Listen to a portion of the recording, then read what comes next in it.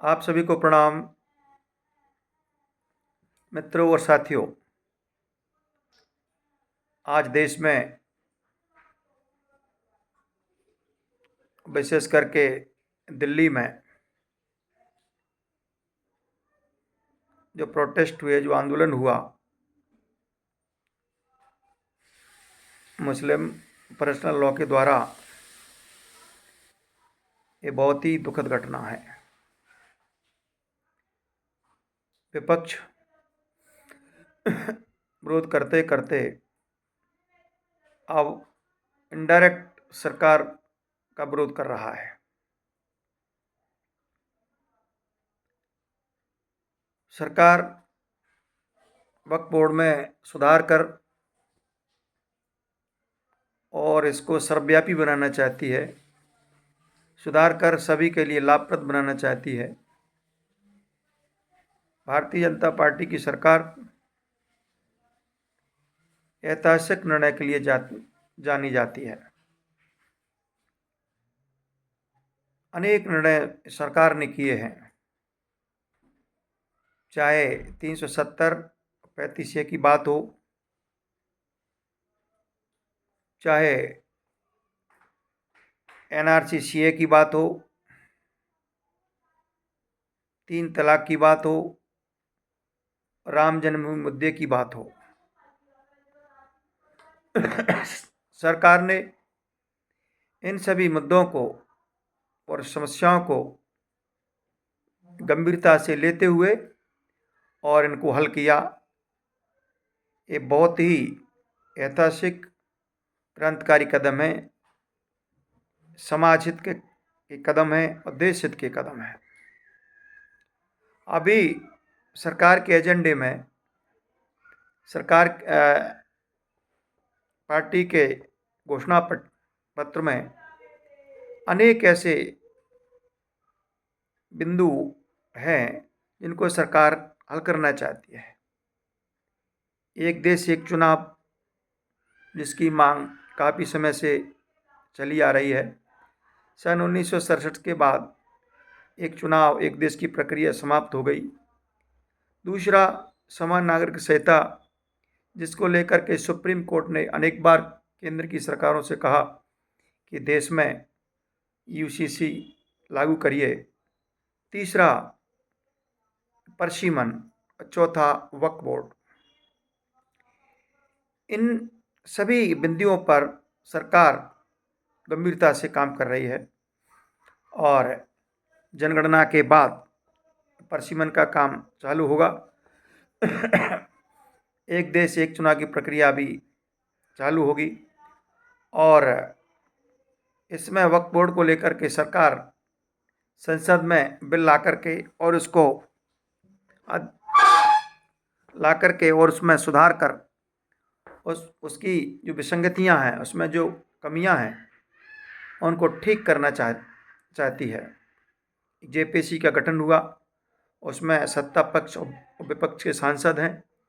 सभी ने अपने अपने विचार दिए, सभी बुद्धिजीवी वर्गों ने, और सभी की प्रतिक्रिया और भावना सरकार ने जाना और लगभग 500 पृष्ठ की रिपोर्ट जेपीसी अध्यक्ष के पास आ चुकी है और उसमें गहनता से अध्ययन हो रहा है।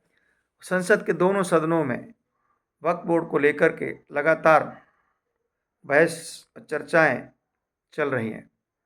सरकार की इच्छा है कि उसमें सुधार कर वास्तविक सभी को इसमें लाभ दिया जाए। सेना और सरकार के बाद, सेना और रेलवे के बाद तीसरे नंबर की बहुत बड़ी संपत्ति वक्फ बोर्ड के पास है। लगभग 8,40,000 एकड़ भूमि और 9 लाख करोड़ रुपए की संपत्ति वक्फ बोर्ड के पास है, जो कि बहुत बड़ी संपदा है, संपत्ति है।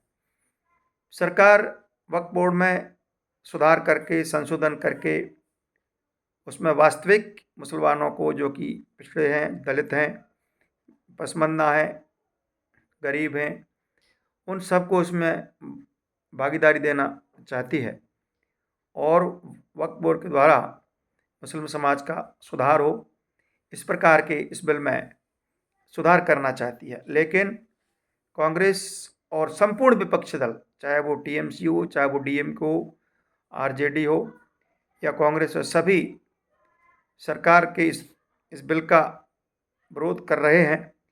लेकिन अब उन्होंने मुस्लिम समाज को इस बिल के विरोध में खड़ा कर दिया है, जिसका परिणाम आज दिल्ली के जंतर मंतर पर और मुस्लिम पर्सनल लॉ के द्वारा, मुस्लिम संगठनों के द्वारा विरोधी दलों के कहने पर ज़बरदस्त प्रोटेस्ट किया गया, आंदोलन किया गया।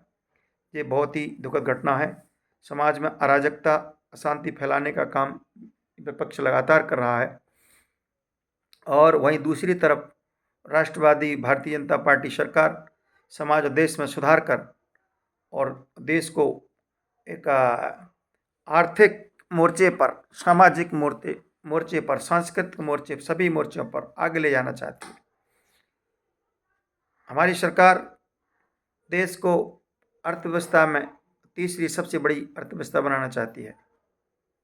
2047 तक सरकार का ये सोच है, ये विचार है कि सभी मुद्दों को हल करते हुए हम 2047 तक विकसित राष्ट्र की श्रेणी में जाकर के खड़े हों। तो विकसित राष्ट्र की सोच, परिकल्पना जब ही साकार होगी जब हम समाज और देश के हित में अच्छे निर्णय लेंगे, क्रांतिकारी निर्णय लेंगे जो कि समाज और देश के हित में हो। तो समाज देश के हित में ये भी वक्फ बोर्ड का जो बिल है, इसमें सुधार करना, सरकार का किसी प्रकार से वक्फ बोर्ड में छेड़छाड़ या इसमें किसी प्रकार का बदलाव करने का कोई उद्देश्य नहीं है, बल्कि सुधार करने का उद्देश्य है। उसमें सभी मुस्लिम भाइयों का समावेश हो, सभी को वक्फ बोर्ड में भागीदारी हो। सरकार का यही उद्देश्य है कि और उसमें किसी प्रकार का सरकार का किसी प्रकार का कोई कि उसमें हस्तक्षेप करने का कोई इरादा नहीं है। तो आज देश में जो वातावरण बनाया गया ये दिल्ली के द्वारा, वहाँ से ये बहुत ही निंदनीय और इसकी आलोचना होना चाहिए। जय हिंद, जय भारत। आज के अंक में इतना ही। कल किसी दूसरे विषय को लेकर के फिर उपस्थित होंगे।